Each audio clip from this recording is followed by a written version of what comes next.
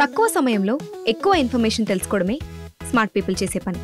Mega వార్తల్లో మీరు miss అవుతున్న మినీ డీటెయిల్స్ మీకోసం.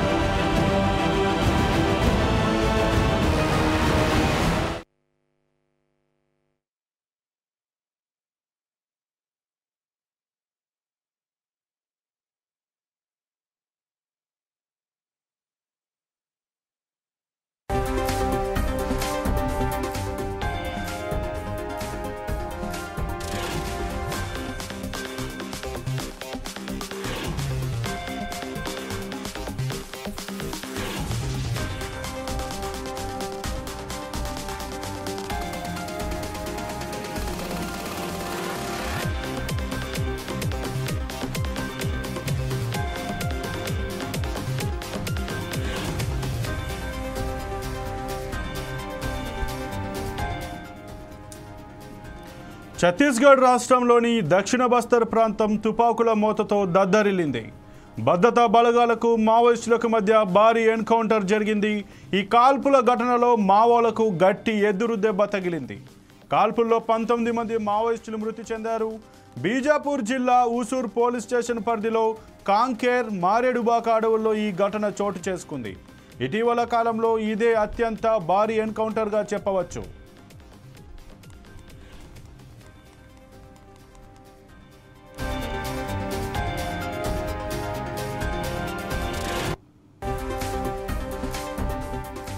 దక్షిణ బస్తర్ అడవుల్లో పెద్ద ఎత్తున మావోయిస్టులు ఉన్నారన్న నిఘా వర్గాల సమాచారంతో పెద్ద ఎత్తున భద్రతా బలగాలు కూంబింగ్ చేపట్టాయి.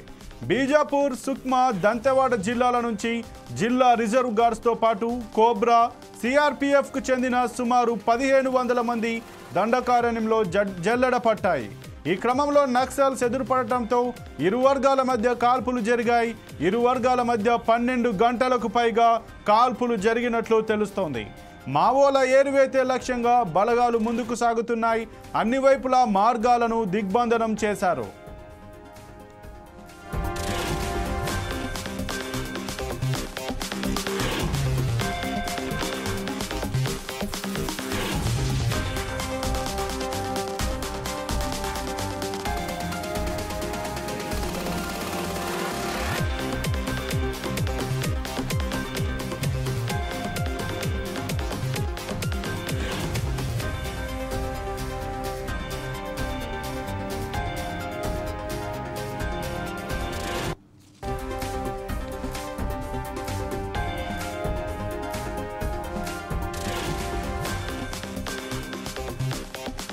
మూడు జిల్లాల పోలీసుల ఆధ్వర్యంలో ఈ ఆపరేషన్ జరుగుతోంది.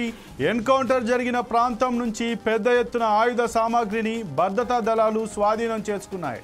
మృతి చెందిన మావోయిస్టుల్లో తెలంగాణకు చెందిన వారు ఉన్నారు. ఈ నెల 6న బీజాపూర్ జిల్లాలో ఎక్స్ప్లోజివ్ డివైస్ను మావోయిస్టులు పేల్చారు. ఈ ఘటనలో ఒక డ్రైవర్తో పాటు 8 మంది జవాన్ల ప్రాణాలు కోల్పోయారు.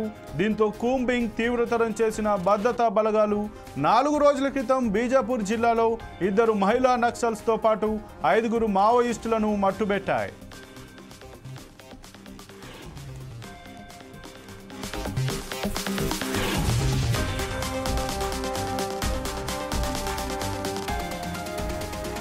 రెండు 2026 నాటికి దేశంలో నక్సలిజాన్ని పూర్తిగా అంతం చేస్తామని కేంద్ర మంత్రి అమిత్ షా ప్రకటన చేసిన నాటి నుంచి వరుసగా కాల్పుల ఘటనలు చోటు చేసుకుంటున్నాయి. దీంతో పరిసర గిరిజన గ్రామాల ప్రజల్లో తీవ్ర భయాందోళనలు నెలకొన్నాయి. ఏ క్షణాన ఏం జరుగుతోందని ప్రాణాలను అరచేతిలో పెట్టుకొని జీవిస్తున్నారు. ఎన్కౌంటర్ ఘటన తదితర పరిణామాలపై బస్తర్ ఐజీ సుందర్ రాజ్ సమీక్షించారు. పోలీసులకు, భద్రతా బలగాలకు తగు సూచనలు చేశారు.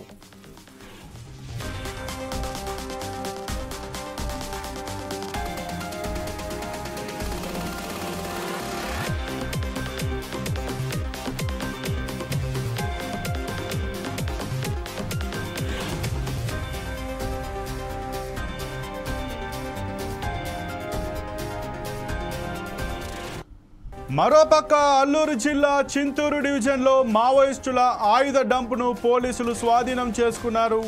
ఛత్తీస్గఢ్ రాష్ట్రం సుక్మా బీజాపూర్ సరిహద్దుల్లో జరిగిన ఎన్కౌంటర్ తర్వాత ఈ ప్రాంతాన్ని పరిశోధించి భద్రతా బలగాలు పెద్ద విజయాన్ని సాధించినట్లు చెప్పవచ్చు. తుమ్రైల్ తాల్పేరు నది మధ్య ఈ డంపును డిఆర్జీ సుక్మా సైనికులు స్వాధీనం చేసుకున్నారు. నక్సలైట్లు ఆయుధాలు పేలుడు పదార్థాల తయారీకి అవసరమైన సామాగ్రిని ఉంచేందుకు నక్సల్స్ ఈ సొరంగంను నిర్మించారు.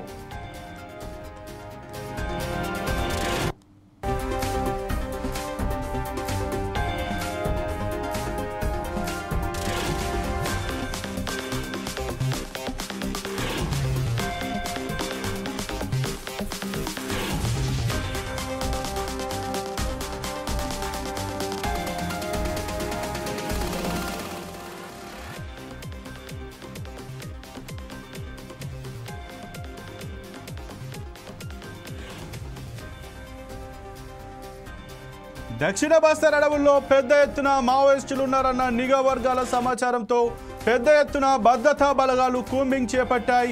బీజాపూర్, సుక్మా, దంతెవాడ జిల్లాల నుంచి జిల్లా రిజర్వ్ గార్డ్స్తో పాటు కోబ్రా, సిఆర్పిఎఫ్కు చెందిన సుమారు 1500 మంది దండకారణ్యంలో జల్లెడ పట్టాయి. ఈ క్రమంలో నక్సల్స్ ఎదురుపడటంతో ఇరు వర్గాల మధ్యలో కాల్పులు జరిగాయి. ఇరు వర్గాల మధ్య 12 గంటలకు పైగా కాల్పులు జరిగినట్లు తెలుస్తోంది. మావోల ఏరువేతే లక్ష్యంగా బలగాలు ముందుకు సాగుతున్నాయి. అన్ని వైపులా మార్గాలను దిగ్బంధనం చేశారు.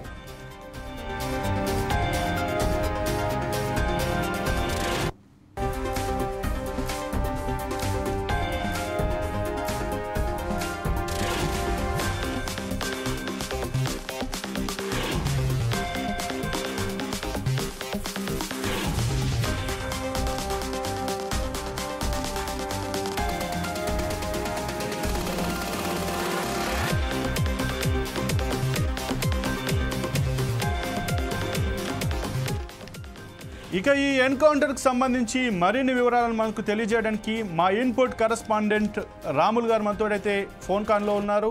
రాములు గారు చెప్పండి, ఏదైతే ఈ ఛత్తీస్గఢ్లో గత కొన్ని రోజులుగా నుంచి మనం గమనిస్తే ఏదైతే హోంమంత్రి అమిత్ షా చేసిన ఈ ప్రకటనల తర్వాత మాత్రం వరుసగా కాల్పులు ఎన్కౌంటర్ అయితే జరుగుతున్నాయి. కొంతకాలం క్రితం ఎవరైతే నక్సలైట్లు మందు పాత్రలు పేల్చడంతో ఒక డ్రైవర్తో పాటు కొంతమంది జవాన్లు అయితే చనిపోయారు. ఆ తర్వాత పోలీసులు కూడా ఈ కూంబింగ్ అయితే తీవ్రతరం చేసినట్టుగా తెలుస్తుంది. దీని గురించి మీ వద్ద ఉన్న సమాచారం ఏంటి?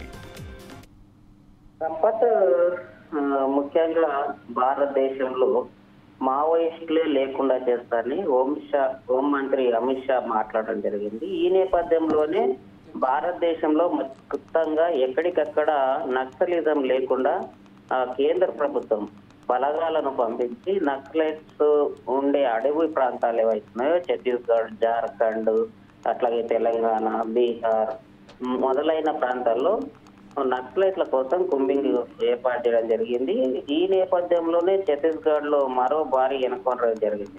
అంటే మొన్న 9 గంటలకు స్టార్ట్ అయ్యి నిన్న మొత్తం ఇంకా కూంబింగ్ జరుగుతూనే ఉందని చెప్పొచ్చు. అట్లాగే బస్తర్ డివిజన్ ఊసూర్ బ్లాక్ లో మావోయిస్ట్ పార్టీకి సంబంధించిన భారీ ఎన్కౌంటర్ కూడా జరిగిందని చెప్పొచ్చు. అట్లాగే బీజాపూర్ జిల్లా ఊసూర్ కాంకేర్ మారేడుకాబాక అటవీ ప్రాంతంలో ఎన్కౌంటర్ లో దాదాపు 20 మంది దాకా చనిపోయినట్లు కూడా తెలుస్తుంది. అట్లాగే ఇటీవల కాలంలో ఇదే అత్యంత భారీ ఎన్కౌంటర్ చెప్పొచ్చు. నిజంగా చెప్పాలంటే మావోయిస్టులకు ఈ 2024 నుంచి చూసుకుంటే భారీ ఎదురు దెబ్బలు తలుపుతున్నాయని చెప్పొచ్చు. ఎందుకంటే అంబుజ్మాడ్ లాంటి ప్రాంతంలోకి ఇప్పటి వరకు అక్కడ పోలీసులు వెళ్ళలేని పరిస్థితి.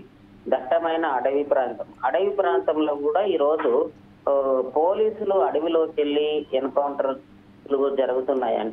అంటే ప్రభుత్వం మావోయిస్టుల పైన ఉక్కుపాద మోపుతుందని చెప్పవచ్చు. ఎందుకంటే ఇప్పటి వరకు చూసుకుంటే భారీ ఎత్తున ఎన్కౌంటర్లు జరుగుతున్నాయి. మావోయిస్టు పార్టీ తరఫునే కేంద్ర నాయకత్వము అట్లాగే పార్టీ కార్యదర్శుల వరకు చనిపోతున్నట్లు కూడా తెలుస్తుంది. ఎన్కౌంటర్ సంబంధించిన పూర్తిగా అనేక విషయాలు చూస్తే మావోయిస్టు అనేక ఎదురు దెబ్బలు తగులుతున్నాయని చెప్పొచ్చు. మొన్న ఒక సంఘటనలో కూడా మావోయిస్టులు పేల్చిన మందిర పాత్రలో ఒక 4-5 పోలీసులు కూడా జవాన్లు కూడా చనిపోవడం జరుగుతుంది.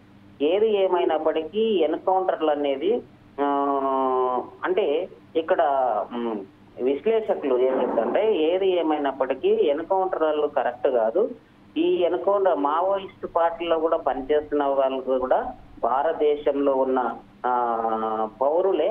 వాళ్ళకు సంబంధించింది ఎన్కౌంటర్ కాకుండా లొంగుబాటు చర్యలు చేసి ప్రజా జీవనంలోకి వచ్చే ప్రయత్నం చేయాల్సింది, కానీ ఒకరిని ఒకరు చంపుకోవడం జరుగుతుంది. అటు చనిపోయే వారు కూడా ఈ దేశ పౌరులే, ఇక్కడ పోలీసులు జరిపోయినా ఇక్కడి పౌరులే. కాబట్టి దేశానికి సంబంధించిన ఒక యుద్ధం అంటే ఒక పోరాటం జరుగుతున్నప్పుడు ఆ పోరాటానికి సంబంధించిన శాంతి చర్చలు కానీ లేదా ఇతర విషయాలు కానీ ప్రభుత్వాలు మాట్లాడి చర్చలు జరిపించాల్సిన అవసరం ఉందనేది రాజకీయ నాయకులు చెప్తున్నారు, అట్లాగే విశ్లేషకులు కూడా చెప్తున్నారు. సంపద మొత్తానికి ఏదేమైనప్పటికీ భారతదేశంలో పోరాట రూపంలో ఉన్నది మావోయిస్ట్ పార్టీ. కాబట్టి మావోయిస్ట్ పార్టీ లేకుంటే ప్రభుత్వాలకు ఎట్లాంటి ఈ ఇబ్బంది ఉండదనేది రాజకీయ పార్టీలు ఆలోచిస్తున్నాయి. ఈ నేపథ్యంలోనే మావోయిస్ట్ పార్టీకి సంబంధించిన వాటి పైన తీవ్ర స్థాయిలో దాడి అయితే కేంద్ర ప్రభుత్వం నుంచి జరుగుతుందని చెప్పొచ్చు. అయితే రాములు, ఇప్పుడు ప్రస్తుతం ఉన్నటువంటి సమాజంలో మావోయిస్టుల పాత్ర ఏ మేరకు అవసరం? ఎందుకంటే వారు ప్రస్తుతం ఉన్నటువంటి రాజ్యాంగాన్ని వాళ్ళు పాటించరు, అలాగే ప్రస్తుతానికి ఏదైతే ప్రజా శాంతిని భంగం కలిగించేలాగా వారి యొక్క వ్యవహార శైలి ఉంటుంది. అలాగే ఈ కూంబింగ్లో కూడా భారీ ఎత్తున ఏదైతే వెపన్స్ కావచ్చు, మందు సామాగ్రి కావచ్చు, వీటిని బాంబులను తయారు చేయడానికి ఉండేటువంటి లేటెస్ట్ ఎక్విప్మెంట్ కూడా దొరికినట్టుగా తెలుస్తుంది. దీన్ని ఏ విధంగా మనం చూడొచ్చు? ఇక సంపద ఈ విషయాలన్నీ చూస్తే మావోయిస్ట్ పార్టీకి పెద్ద ఎదురుదెబ్బ తగిలినప్పటికీ కూడా అన్ని వైపుల నుండి దిగ్బంధం చేసి పోలీసులు భద్రతా బలగాలు దూసుకెళ్తున్నాయని చెప్పొచ్చు. మీరు అడిగినట్లు ఇప్పుడున్న పరిస్థితిలో మావోయిస్ట్ పార్టీకి ఈ టెక్నాలజీ యుగంలో అవసరమా అని అడుగుతున్నారు. కాబట్టి మావోయిస్ట్ పార్టీకి సంబంధించిన ఆ పార్టీకి సంబంధించిన నిర్ణయం మనం ప్రశ్నించడానికి జర్నలిస్టుగా మావోయిస్ట్ పార్టీ అయినా కేంద్ర ప్రభుత్వమైన పోలీస్ యంత్రాంగమైనా ఎవరైనా సరే ప్రాణాలు పోవద్దు అనేది మనం కోరుకోవాల్సిన అవసరం ఉంది. ఈ నేపథ్యంలో మొత్తానికైతే ప్రభుత్వం తరఫున మావోయిస్ట్ పార్టీతో చర్చలు చేయాల్సిన అవసరం ఉందనేది రాజకీయ విశ్లేషకులు చెప్తున్నారు. మొత్తానికైతే ఆయుధాలు స్వాధీనం చేసుకోవడం జరుగుతుంది, ఎన్కౌంటర్లు జరుగుతున్నాయి. ఏదేమైనప్పుడు మారుతున్న కాలంలో మావోయిస్ట్ పార్టీకి సంబంధించింది కూడా కాలక్రమేణా మార్పులు చేసుకోవాల్సిన అవసరం ఉందని చెప్పొచ్చు సంపత్. మొత్తానికైతే ఈ జాయింట్ ఆపరేషన్ నిర్వహిస్తున్న పోలీసులకు సంబంధించి కోబ్రా, సిఆర్పిఎఫ్ కానీ ఇట్లాగే ఎస్టీఎఫ్ కానీ డిఆర్జీ కానీ 3 జిల్లాలకు సంబంధించిన పోలీసులు జాయింట్ ఆపరేషన్ చేస్తున్నారు. అడవిని మొత్తానికి ఎక్కడికక్కడ జల్లెడబడుతున్నారని చెప్పవచ్చు. ఆపరేషన్ లో పాల్గొన్న బీజాపూర్, సుక్మా, దంతెవాడ జిల్లాల భద్రతా బలగాలు కూడా పాల్గొన్నాయని చెప్పొచ్చు. ఎన్కౌంటర్ కు సంబంధించి పర్యవేక్షిస్తున్నది బస్తర్ ఐజీ సురేందర్ రాజు కూడా ఉన్నాడు. బస్తర్ కు సంబంధించిన ఐజీ సురేందర్ రాజు ఎంతో సీనియర్ పోలీస్ ఆఫీసర్, అట్లాగే అడవి పైన పూర్తి స్థాయిలో అవగాహన ఉన్న ఆఫీసర్ కూడా చెప్పొచ్చు. ఈయన ఆధ్వర్యంలోనే భారీ ఎత్తున ఎన్కౌంటర్లు కూడా జరుగుతున్నాయని కూడా చెప్పొచ్చు. అయితే ఇక ఏదైతే మొన్న జరిగిన ఈ పోలీసుల పైన ఇన్సిడెంట్ తర్వాతనే ఈ యొక్క వీళ్ళ కూంబింగ్ కానీ ఈ యొక్క తీవ్రతరం చేశారని మనం భావించవచ్చా? సంపద ఈ రోజుల్లోనే కాదు, ఇది మావోయిస్ట్ పార్టీ ఏర్పడ్డప్పటి నుంచి ఈ ఉద్యమం జరుగుతూనే ఉందని చెప్పవచ్చు. ఎందుకంటే గతంలో కూడా మావోయిస్ట్ పార్టీ తెలంగాణలో తీవ్ర స్థాయిలో పనిచేసింది, అనేక ఎన్కౌంటర్లు కూడా చేయడం జరిగింది, అట్లాగే ఎక్కడికక్కడ ఉద్యమాలను బలోపేతం చేయడం జరిగింది. మొత్తానికి ఇది చూసుకుంటే మావోయిస్ట్ పార్టీకి సంబంధించిన అనేక విషయాలకు సంబంధించి కేంద్ర ప్రభుత్వాలు ప్రజల నుంచి కానీ లేదా ప్రభుత్వాల నుంచి కానీ ఇవన్నిటిని పరిశీలించాల్సిన అవసరం ఉంది. చర్చలకు తెలిసి వాళ్ళతో ఉద్యమానికి సంబంధించిన ఏవైతే నిర్ణయాలు ఉన్నాయో వాటన్నిటిని పరిశీలించి మావోయిస్ట్ పార్టీకి సంబంధించిన లీడర్తోనే ప్రజా జీవనంలోకి వచ్చే ప్రయత్నం చేయాలనేది రాజకీయ నాయకుల నుంచి అట్లాగే విశ్లేషకుల నుంచి వస్తున్న స్పందన. Okay, thank you Ramulu.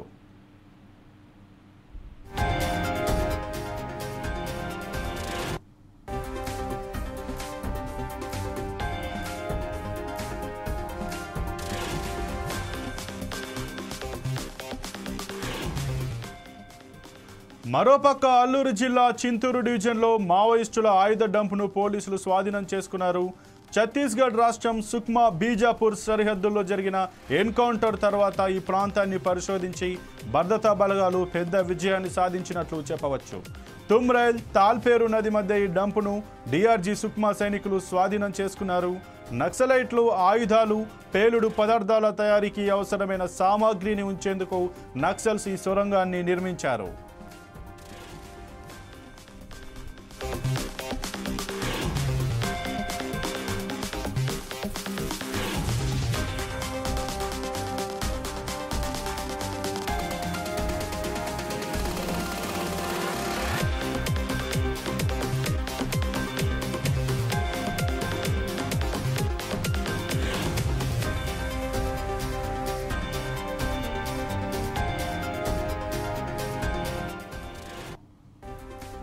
కొత్త టెక్నాలజీని అవలంబిస్తూ సైనికులే లక్ష్యంగా మావోలు వ్యూహరచన చేస్తున్నట్లు ఈ బంకర్ల ద్వారా స్పష్టమవుతోంది.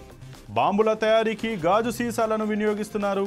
సొరంగం నుంచి బలగాలు స్వాధీనం చేసుకున్న ఆయుధాలే ఇందుకు అద్దం పడుతున్నాయి. ఆయుధాల తయారీ యంత్రం, ఎలక్ట్రిక్ వైర్, బాటిల్ బాంబులతో పాటు భారీ మొత్తంలో మెటీరియల్ను స్వాధీనం చేసుకున్నారు భద్రతా బలగాలు. ఏదేమైనా ఛత్తీస్గఢ్లో మాత్రం ఇటు పోలీసులకు ఇటు మావోయిస్టులకు మధ్య అయితే పెద్ద ఎత్తున ఒక యుద్ధ వాతావరణం అయితే నెలకొన్నట్టు తెలుస్తుంది. పోలీసులు అష్టదిగ్బంధనం చేసి అడవులను అయితే జల్లెడ పడుతున్నటువంటి పరిస్థితి కనిపిస్తుంది. ఇక పోలీసులు అయితే ఒక రకంగా విజయాన్ని సాధించారని కూడా చెప్పుకోవచ్చు. ఇది వాల్టి 4 Sides TV ఎక్స్క్లూజివ్ డ్రైవ్. మరో ఎక్స్క్లూజివ్ డ్రైవ్ మళ్ళీ కలుద్దాం. చూస్తూనే ఉండండి 4 Sides TV.